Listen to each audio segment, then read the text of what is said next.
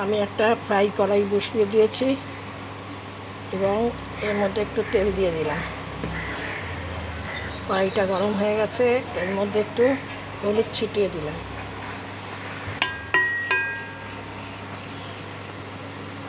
আমি টমেটো পোস্ত করছি।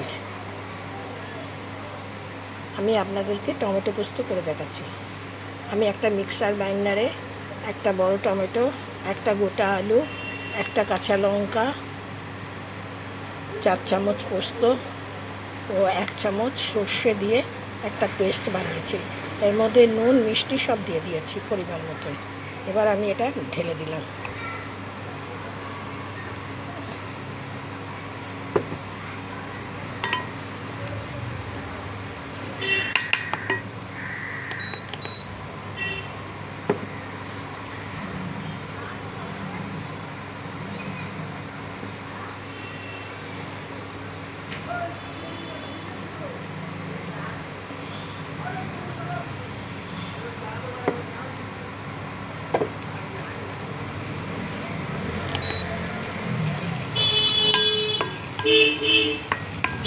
এবার আমি এটা নাড়ছি।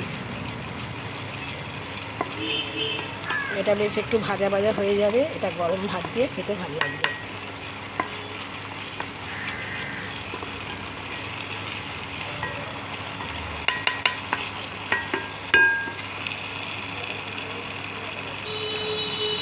একটু হলুদ দিয়ে দিলাম।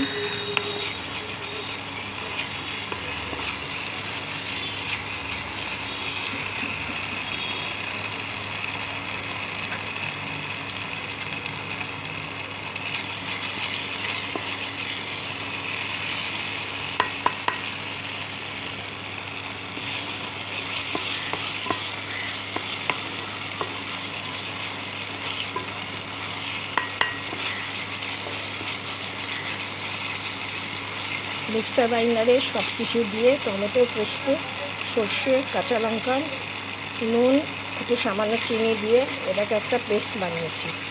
একটা গোটা আলুও দিয়ে দিয়েছি। তা আলু আর টমেটো দিলে পোস্তটা ভালোভাবে বাটা যায়।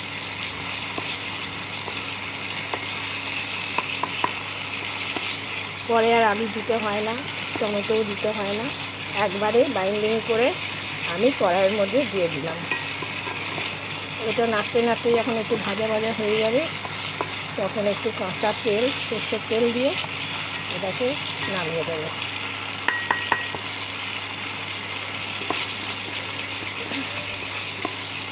এটা ক্রমশ নাড়তে হবে,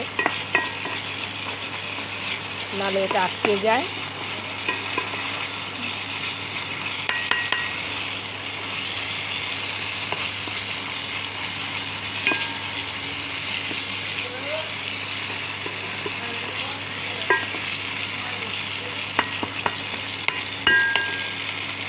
এর মধ্যে একটু সর্ষের তেল দিয়ে দিলাম। লাস্টে সর্ষের তেল দিলে গন্ধটা ভালো হয় ও টেস্টি হয় এবং গরম ভাতে এটা খেতে ভালো লাগে।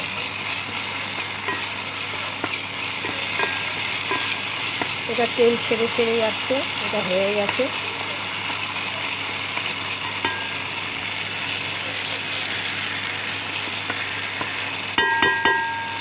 আমি এটা একজনের মতন করেছি, আপনারা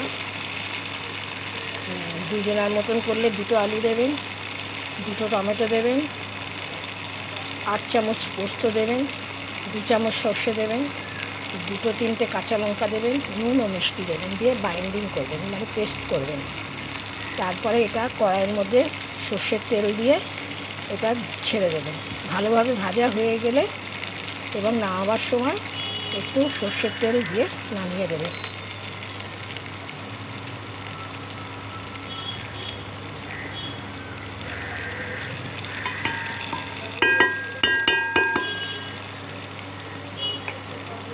আমার এই টমেটো পোস্তটা হয়ে গেল। আপনাদের কেমন লাগলো লাইক, শেয়ার ও কমেন্টস করে আমাকে জানাবেন। ধন্যবাদ।